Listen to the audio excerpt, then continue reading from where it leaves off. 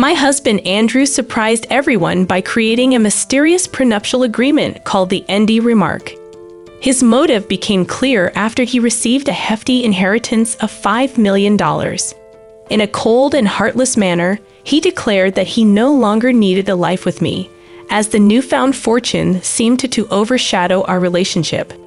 His words sent a chill down my spine, signaling the potential end of our long-standing marriage. I felt like a mere obstacle in the path of his newfound wealth. Little did Andrew know, there was a significant secret tied to that $5 million inheritance. My daughter Olivia dropped an unexpected bombshell. She inquired about the critical condition of her grandfather. This revelation caught me off guard, as Ethan, Andrew's father, had been keeping his health issues a secret. Olivia had learned about it from Andrew, the only person who could have divulged such information. Olivia continued, revealing that Andrew had received a call from his father, instructing him to renounce the inheritance. This revelation shook the foundation of my once peaceful life. A few days later, Ethan peacefully passed away, leaving behind a void in our lives. Having lived with Andrew's parents since our marriage, I never hesitated to support them through their health struggles. 5 years after the loss of Andrew's mother, we received the news of Ethan's demise. The funeral proceeded smoothly, providing a momentary respite from the tension that had gripped us. However, just when I thought the storm had passed, my husband's behavior took an unexpected turn, signaling that our journey was far from over. Dramatically, as Andrew confronted me, his dissatisfaction echoed through the room, questioning why things hadn't been cleaned properly lately. Every minor speck of dust and small stain seemed to be under scrutiny, and I found myself on the defensive. "I'm sorry, I must have missed it. I'll clean it right now," I stammered, trying to appease his growing frustration. But it wasn't just about cleanliness. There was something more, something brewing beneath the surface. As I rushed to rectify the cleaning issue, Andrew's complaints extended beyond the state of the house. "Why are you serving this? I wish you paid more attention to the taste when you cook," he declared, his dissatisfaction extending to my culinary efforts. The dishes I once prepared with care were now scrutinized, and I felt the weight of his criticism. Summoning the courage to address the underlying issue, I asked, "Is there something bothering you lately?" However, my attempt at communication seemed to worsen his mood. Andrew's discontent went beyond the surface, and it became evident that the problem wasn't just about the cleanliness or the taste of the food. With brutal honesty, he admitted, "To be honest, the food you make isn't good. I've been tolerating it because my parents never complained, but I've always felt its tastelessness deep down." His words pierced my heart sharply, delivering a severe critique I had never experienced before. Andrew drew a comparison between me and his mother, highlighting her perfection in cleaning, laundry, and cooking. "You're nothing like her. I've been patient, but I can't stand it any longer," he declared. This was the first time he had directly criticized me and made such a harsh comparison. Feeling the weight of his words, all I could do was reflect deeply on myself as Andrew's discontent with our home and meals reached a breaking point. "I'm really sorry. I never thought Andrew would dislike my cooking so much. He used to smile and say it was delicious when we first got married, and even his mom gave me cooking tips. To find out he always thought my cooking was tasteless made me cry uncontrollably. When I asked if my tears would change anything, he just said they meant nothing and not to show them. Everything feels tedious lately after he said those words." Suddenly, Andrew got up, left the house, and slammed the door. I called out to him, but it seemed like he didn't hear me. My mind was all over the place, struggling to understand this sudden change. Just a few months ago, we were a happy couple holding hands, sharing the good and bad moments. I don't get why we became so distant. Then I remembered Olivia's call about Ethan's inheritance. There was something off in her voice that night, and Andrew came home much later than usual. I missed the chance to ask him about it. Maybe he found out something about the inheritance and wanted to keep it to himself. I tried talking to Olivia, wondering why they're discussing inheritance while Grandpa is still healthy. She doubted Andrew's actions and told him the same. If the inheritance isn't divided differently, it will all be Andrew's. Considering Olivia, I think that's the best way. Recalling Andrew's recent cold behavior towards Olivia, doubts filled my mind. Is he planning to take all the inheritance and leave me? The thought hurt, and tears welled up again. In my pain, I became really aware of the sounds around me. The room went really quiet, and suddenly, the phone rang loudly. I didn't really feel like answering, but it might be important. Checking the caller ID, I saw Andrew's name, the same Andrew who had left the house earlier. Picking up seemed a bit tiring, but I didn't want any trouble for ignoring it, so I hesitantly answered. "What are you doing? Don't keep me waiting. I'm running out of time," he said abruptly, surprising me with his authoritative tone. Sure, he could be stubborn at times, but he wasn't usually someone who yelled without reason. In the past, this change in his behavior shocked me. I let out a slight sigh, hoping he wouldn't notice. "What's wrong? Is there a problem?" I asked cautiously. He replied, "I have something to talk about. I'll be home soon. Stay home and wait for me." Lately, his voice sounded noticeably colder than before. I replied with a quick "okay" and promptly hung up.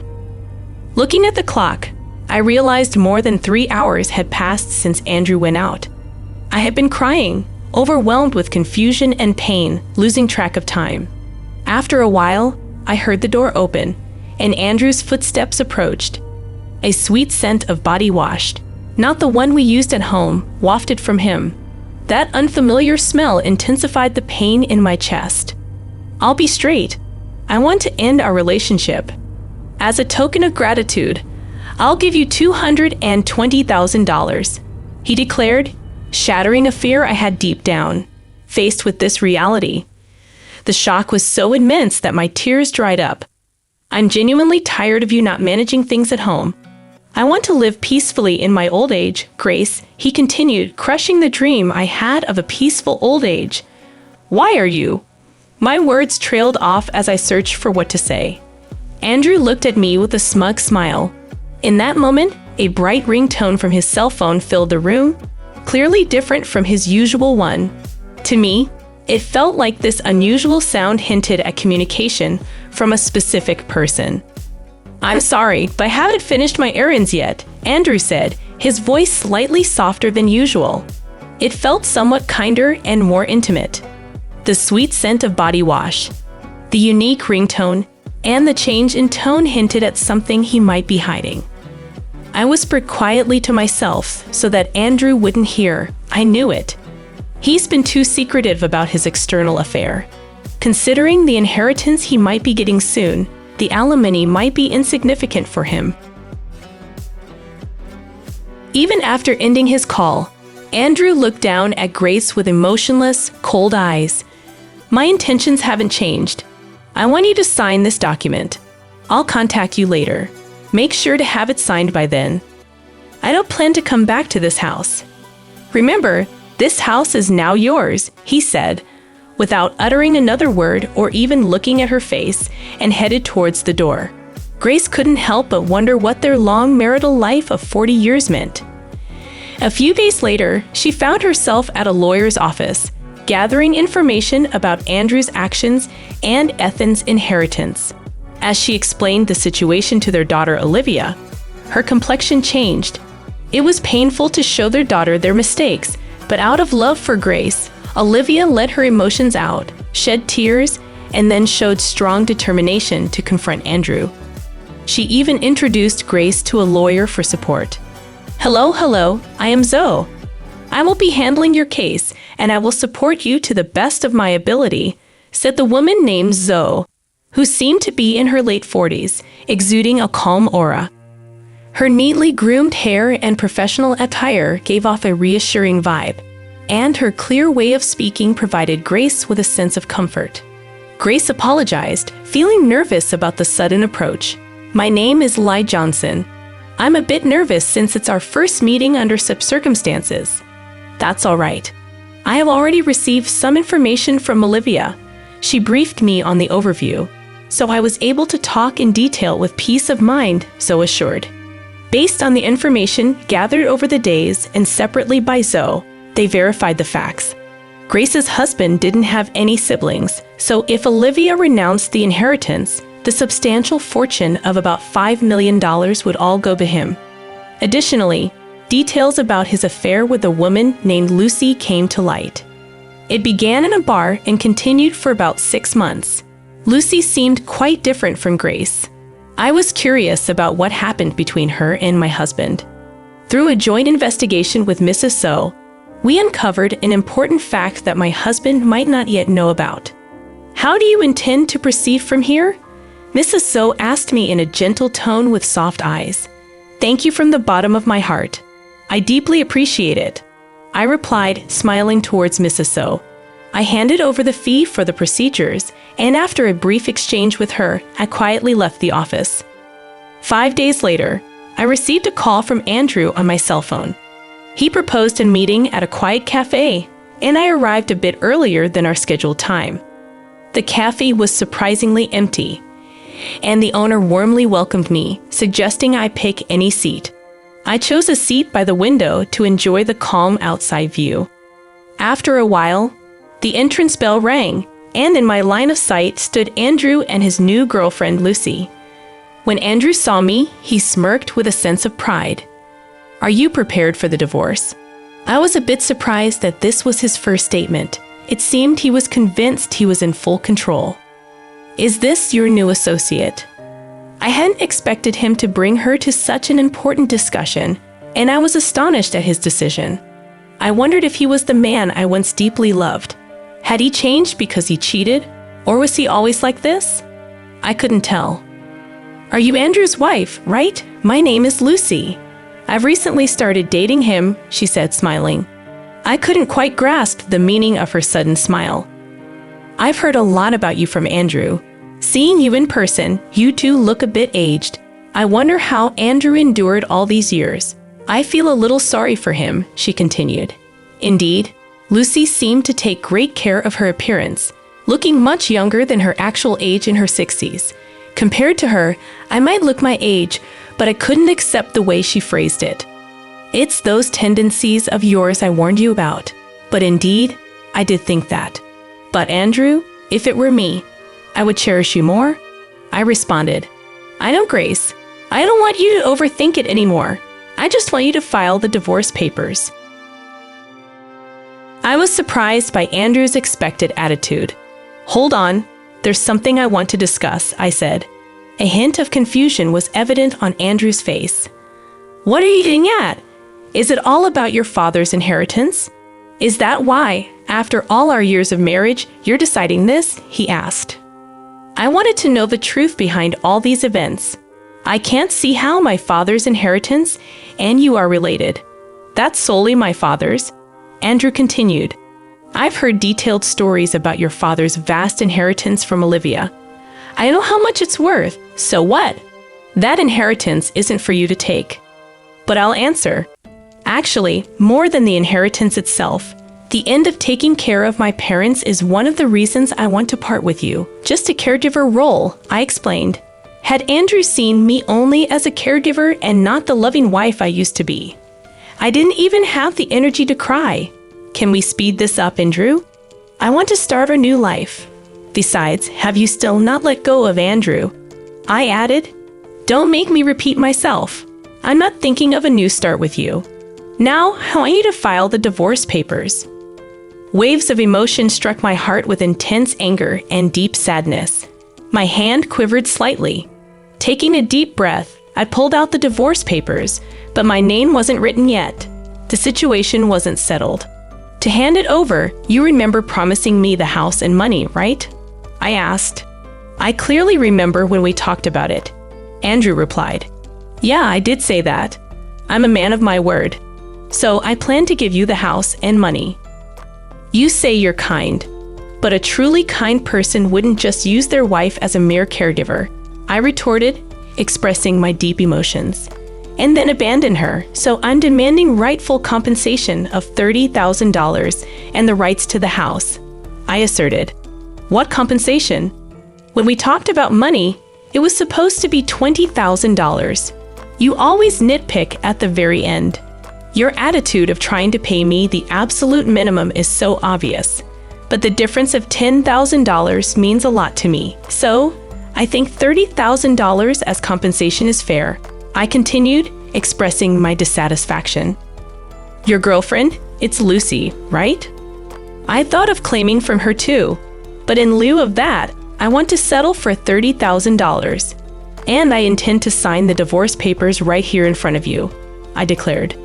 Lucy reacted unexpectedly, first commenting, "About $30,000 should be fine, Andrew. Pay it if you're satisfied with it." With Lucy's statement, Andrew finally accepted the alimony of $30,000. Now we need Andrew's signature on the land title change document Mrs. Zoe prepared and the notarized alimony agreement, I stated. Andrew looked surprised by my preparations, but I calmly said, "I have a life to continue." We took out our respective seals, lined up at the designated spot, and Andrew smiled as if he anticipated something. "So, Grace, will you sign the divorce papers right now?" I was asked. "Understood," I replied. "Here's the divorce paper." As I carefully wrote my name and firmly stamped it, Andrew couldn't hold back his laughter. He laughed out loud. "With this, you and I no longer have any relationship. Also, I have something to tell you. Actually, I'm set to inherit $5 million, so I didn't need someone like you anymore. Thanks for the divorce. What a foolish ex-wife you had, letting go so easily for just $30,000, Andrew said, mocking me. It's surprising. Behind me, as I left, the loud laughter of Andrew and Lucy echoed. I hurriedly left and headed to City Hall in the city. My only goal now is to complete this procedure as quickly as possible and sever ties with the two of them completely. They might be laughing happily now, but I wondered how long their happiness would last. A month later, I quickly sold the house I received from Andrew, prepared for a new life, and decided to live near my daughter Olivia, who planned to start her life near her husband's parents' home. Since Andrew's mother lived nearby, I thought there would inevitably be moments I'd feel cautious. But contrary to my concerns, Olivia's husband warmly welcomed me and was always considerate, which I found very reassuring. My daughter Olivia seemed angry at Andrew's actions at first, but when I told her a certain fact, her expression changed completely, and she smiled brightly. I had a hunch that Andrew would soon realize my plan. As proof, I deliberately didn't change my mobile number. The day that intuition became a reality came sooner than I thought. From the afternoon, my mobile rang repeatedly, and sure enough, it was Andrew. He called many times. But at first, I purposely didn't answer. After receiving repeated calls, I finally picked up. "Hello? Why are you doing this?" I couldn't hide my surprise. "What's the matter?" "You called out of the blue, raising your voice. What's the problem?" "Where are you right now?" Andrew demanded. I thought he might have visited the house we used to live in, but in reality, that house had already been sold, and the new tenant might have moved in, or it could have become an empty lot. Considering this fact, the image of Andrew's panicked demeanor surfaced in my mind, and I felt a little sorry for him. "Since we've decided to divorce, there's no need for you to be involved anymore. Where did Olivia go?" "I can't find her," Andrew said in a worried tone. It seemed he went to Olivia's previous house. Of course, she wasn't there, and I managed all the information and procedures related to Olivia's husband's family home, so Andrew had no way of knowing. "Yes, actually, Olivia has moved to a new place. Why didn't you tell me something so important? Moreover, did you know about that too?" Andrew questioned. It seemed my husband finally realized the truth. "By that, are you referring to the significant hidden debt that Ethan had?" Actually, when I investigated Ethan's inheritance in detail, I was shocked by the amount of the inheritance. But at the same time, I found out about a considerable hidden debt. Probably while he was alive, he estimated he could repay the debt with about $5 million and hid that fact from us. However, he passed away midway through repayment, and the hidden debt was left neglected. And when you officially receive an inheritance, you are also obliged to inherit such hidden debts. Andrew was blinded by the allure of easy money and neglected thorough verification and investigation. That was his big mistake, I explained. So, I have a question. Did you really know about my dad's debt? Andrew asked. Information is easy to come by. It becomes clear to anyone with a little search. That's why I noticed it, I replied. I could imagine Andrew turning red with anger on the other end of the phone. What about the promised money? What about the money you intended to return? Andrew questioned. I had my suspicions, but his real goal was money after all. Besides, about that property, if I had known about my dad's debt from the beginning, I wouldn't have gotten involved at all. I understand how you feel. I thought it deep down, but I chose not to say it. But think about it, putting aside the money issue for a moment. You got to marry a very attractive woman, right? Isn't that pretty lucky? Of course, I don't know if Lucy chose Andrew because of his assets or if it was truly love. As soon as Lucy found out about my debt, she left me. I thought she would. It's exactly as I expected, Grace. Think about it. How about starting over with me? The tone of Andrew's voice suddenly dropped and became emotional. I wondered if he had forgotten everything he did to me. I'm cornered. Every day, I'm being rushed by collectors, and the debt I can't repay is piling up. I'm at my limit. I really feel my life is in danger. Help me, please. Even after hearing his desperate plea, I calmly thought, if I were in this situation, would Andrew help me? I carefully chose my words and took a deep breath before answering. Right now, I'm living peacefully and am truly satisfied, and in the days to come, I want to live in peace. You might have forgotten, but remember what was said at my response. Andrew was momentarily lost for words on the other end of the phone. You mean back then? I nodded, even though he couldn't see it. Yes, exactly, Andrew. I'm really grateful that we were able to get divorced. Thank you for giving me a chance to choose a new path. I felt the tremor in Andrew's voice and his tears, but for my future, I made up my mind and quietly ended the call. This marked the complete end of our relationship. I don't know how Andrew's life is now or how he's repaying his debt, but I hope he's making an effort somewhere.